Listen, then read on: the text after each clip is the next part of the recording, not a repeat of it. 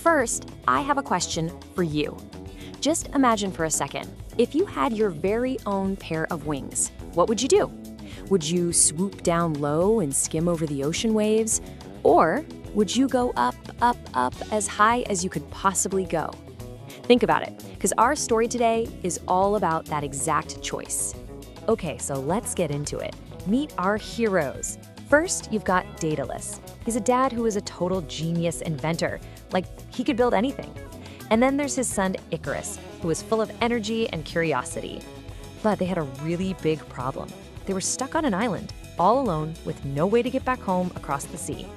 But Daedalus, being a genius, he had this incredible idea. He told his son, if we can't escape by water, we'll escape by air. So he started gathering every single feather he could find. Then, super carefully, he arranged them all and stuck them together with strong beeswax, and he made 2 amazing pairs of wings. So, right before they were about to fly, Daedalus looked right at his son. And he was really serious, but you could tell he was saying it with a lot of love. As he strapped the wings onto Icarus's shoulders, he gave him a super important warning. He said, "Now listen to me, son. Don't fly too high." So here's the deal. There were 2 giant rules, he told Icarus. If you fly too low, the mist from the sea will get your wings all wet and heavy and you will fall. But if you fly too high, the heat from the sun will melt the wax and you will fall. The only safe place to fly was right in the middle. And they were off. They ran to the edge of a cliff, took a big breath, and just leaped. And it worked. They were actually flying. Icarus could feel his heart pounding with excitement.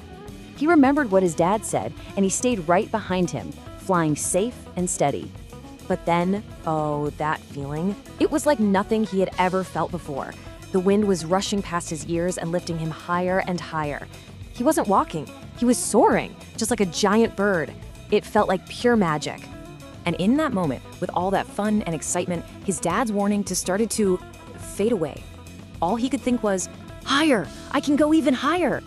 He could see his dad way down below, probably shouting, but Icarus couldn't hear him. This feeling of freedom was just too good. Can you imagine what he was seeing? As he got closer and closer to the sun, the whole island looked like a little green dot. The big ships on the water looked like tiny little toys. He felt so powerful, like he was the king of the sky. He just tilted his head back, felt the sun on his face, and let out this big, happy laugh. He was just so happy, totally lost in the moment. He thought it was the best feeling in the entire world.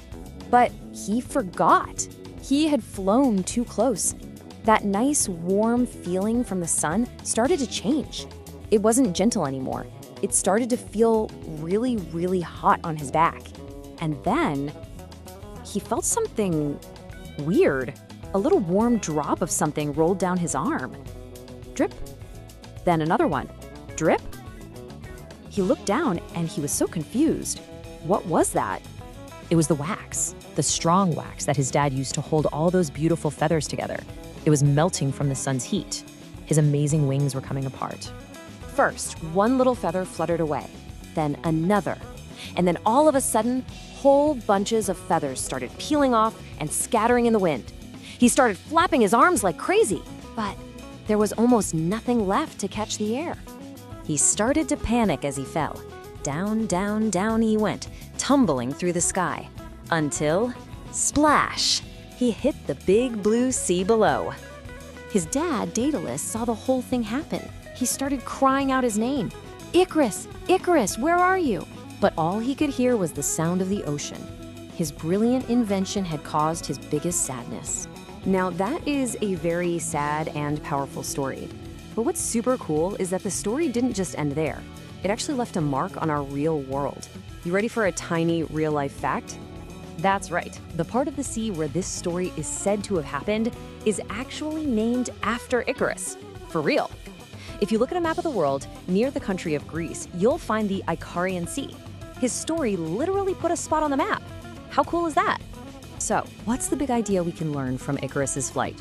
Well, the moral of the story is that feeling free is an awesome, amazing feeling. But that freedom works way better when we also listen to smart advice, because sometimes rules are just there to keep us safe.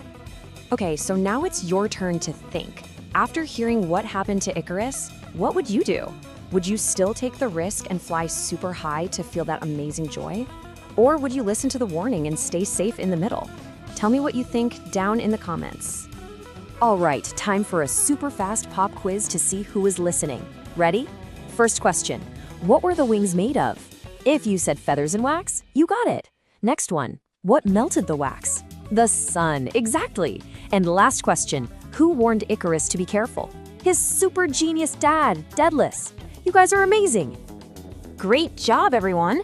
You're now an official expert on the story of Icarus. So go ahead and get out your story passport and give yourself a big stamp for the country of Greece, where this incredible story comes from.